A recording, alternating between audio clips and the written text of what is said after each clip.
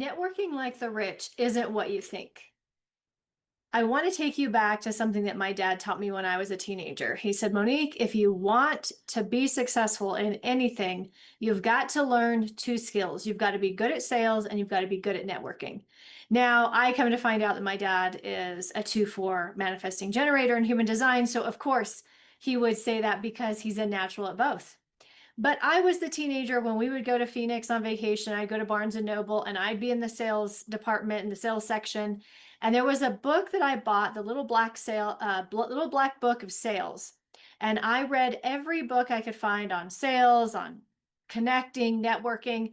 And if I could distill it all down, this was the bottom line is if you want to be good at sales and if you want to be the kind of person that people are excited to see when they network and they're happy to get your invitation to something and they want to schedule a call with you, you have to leave people better than you found them. That is the foundation for everything that I teach around how to network like the rich. If we don't know how to leave people better than we found them, then we're not doing it right. This is why when I look at all the different ways that people network, it's easy for me to spot that this is not going to lead to anything. And when we don't walk into everything with the intention of, I'm going to leave this room better than I found them. I'm going to leave this conversation, this collaboration, this partnership better. I'm going to make sure that this person feels like they're getting something out of this. Then they won't be excited to see me. They will hesitate when they get my private message. They're going to avoid my email and my phone call. So I'm so grateful that my dad, number one, put this in front of me, because one of the things that I've noticed, even with entrepreneurs, is this whole topic of sales and networking is often avoided. Maybe if we can do everything else, maybe if I'm really passionate about what I do, and if I really care about the people I serve, and if I can do anything and everything else, maybe I could avoid the whole sales and networking thing. And we all know how that turns out, right? Because without revenue, without clients, without money moving, we don't have a business. So what I want to remind you in this video today is that there is a way to make everyone excited to see you. There is a way to make yourself the most desired person in any circle, in any meeting, in every networking event, even online, even in Facebook groups. There's a way to be everyone's favorite podcast guest. There's a way to be everyone's go-to person. And I'm going to break this down as I go through this series. But what I want you to know is it all starts with what we're going to talk about today.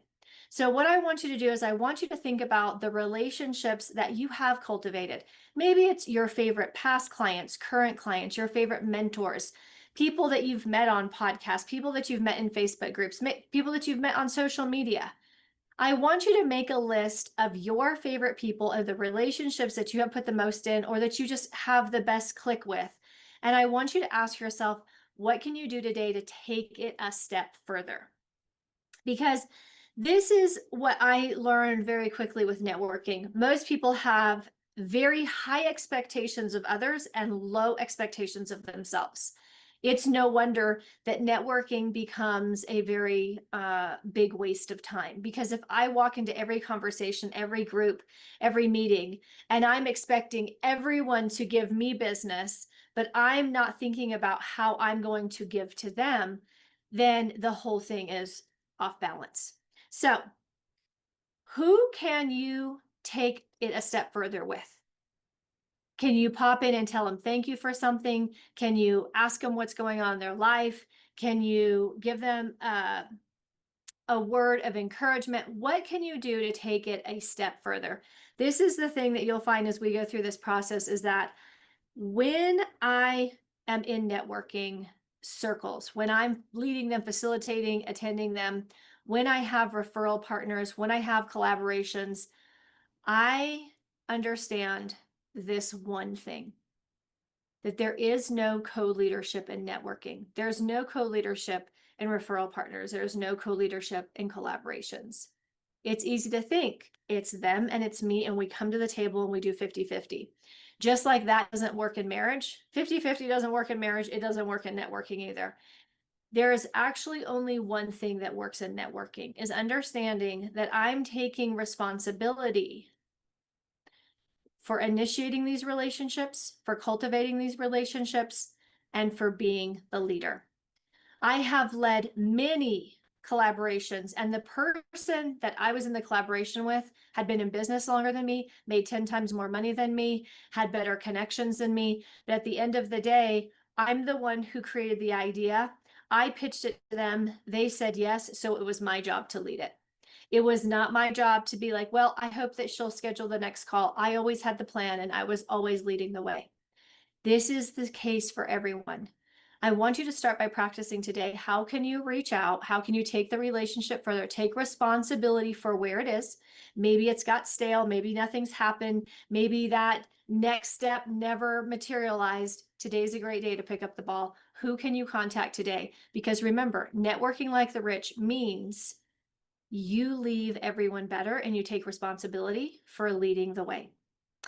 I am creating and facilitating and leading a networking group called Rich Networker. And in this group, not only do we meet and practice this so that in our actual calls, referrals and introductions and money is being exchanged, but also I come on board and I say, give me your ask. Tell me what you're trying to fill. Tell me what you're trying to sell, who you're trying to gather.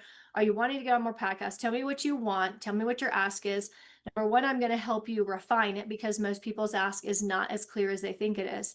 And then I'm going to go into my networks and my social media platforms, my email list, my people, and see what introductions I could make. And because most people have never done a $20,000 to $100,000 collaboration, I'm going to show you what it looks like to craft high-end and very profitable collaborations. And the first one being between you and me, where I show you how to create it.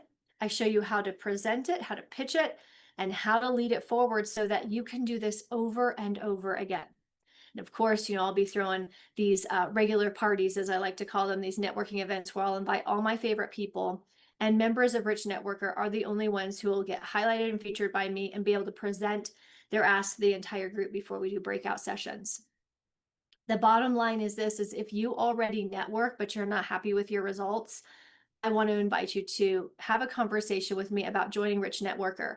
Because when you know how to network like the rich, you get clients from every single event you attend, whether that you're in a regular networking group or you go to conferences or you travel to events. And when you know how to nail your ask, you can also get clients every single day on social media. I recently shared with clients that I did a post on my personal profile, in a Facebook group, and to my email list, and I got 15 new clients in one day. This doesn't have to be something that happens every now and again. This can become the way you do business. Click on the link below, and I'd love to have a conversation with you. Let's talk about how we can grow your business and how we can make networking more effective for you. All right, I'll see you tomorrow with the next video.